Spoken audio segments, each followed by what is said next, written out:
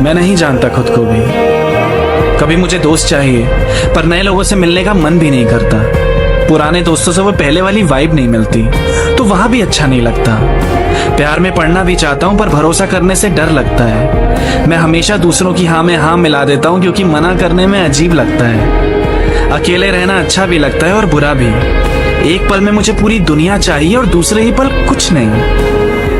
किसी के सामने मुझे समझ ही नहीं आता क्या बात करूं, और किसी के सामने मैं बातूनी बहुत हूं। कितने रूप हैं मेरे मुझे खुद भी नहीं पता। मैं नहीं जानता उनमें से मैं असली कौन हूं।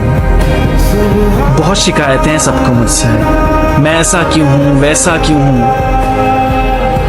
काश खुद मेरे पास इसका जवाब होता। मैं अपने आप को भी यार जानता नहीं हूं। मैं अपने आप को भी जानता नहीं हूं।